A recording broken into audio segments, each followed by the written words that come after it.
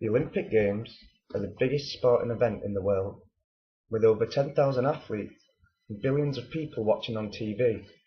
It can inspire and change lives. In this series, we will look at the importance of the Games through 5 different episodes relating to athletes, politics, finances, sport, and host cities. This podcast will be focusing on the financial importance of London 2012, looking at the costs of the Games, how these costs are funded, and the financial benefits the Games have for the different groups involved. The Olympic Games provoked worldwide interest, with global TV audiences for the Beijing Games in 2008 an estimated 4.7 billion. Obviously, with such huge attraction around the world, the financial benefits are monumental. This will be explored now. In 2007, the Culture Secretary Tessa Jowell announced that the Olympics budget will be £9.3 billion, 4 times higher than the initial figure quoted when London won the Games. This budget includes construction and infrastructure costs, added security and tax costs, and a £2.7 billion contingency fund.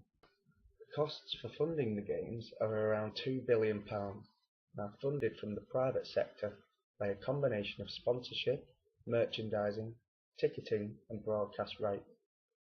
This budget is raised and managed by the London Organising Committee of the Olympic Games, or LOCOG. According to Games organisers, the funding for this budget broadly breaks down as 64% from the central government, 23% from the National Lottery, and 13% from the Mayor of London and the London Development Agency. Further funding is raised from sponsorship deals, many of which have been agreed. Paul Dayton, the chief executive of LOCOG, said it would hit the pre-Games sponsorship target of £700 million by the end of 2010, once a handful of deals with suppliers have been tied up. Lloyds TSB, British Airways and EDF Energy are each paying at least £40 million to be Tier 1 sponsors. Lloyds TSB, as a top-tier sponsor, has predicted the South East economy could see a boost of £8.6 billion as a result of the Games.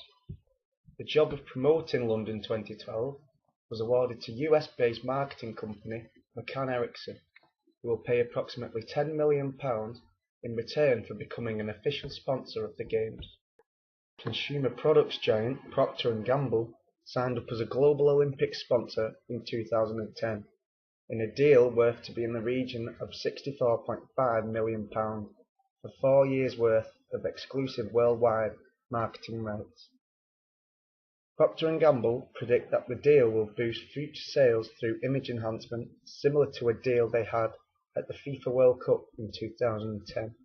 As well as big companies being involved, the IOC also saw 750 smaller companies to pay up to £10,000 a year for sponsorship in a 2-year programme to raise a further £25 million.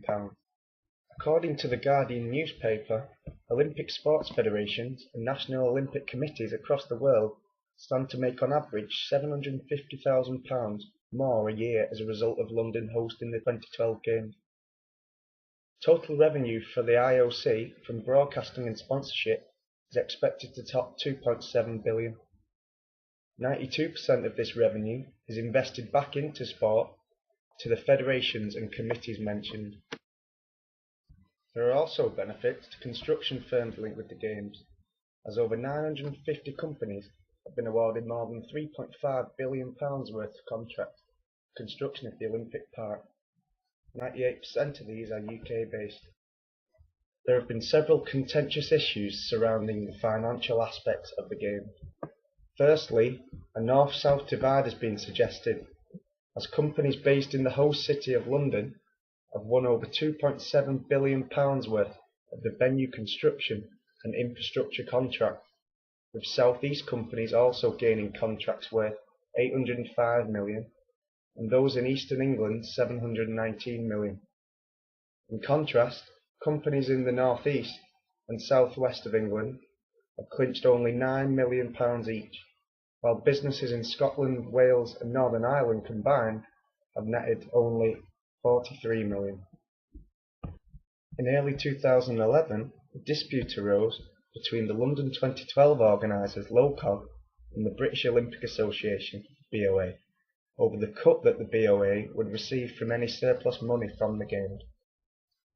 The BOA is due to receive 20% of this, but claims the cost of staging the Paralympics should not be taken into account when calculating the surplus. LOCOG's initial aim is just to break even on the cost of staging the Games, but the BOA claims it wants to look after its athletes and its governing bodies.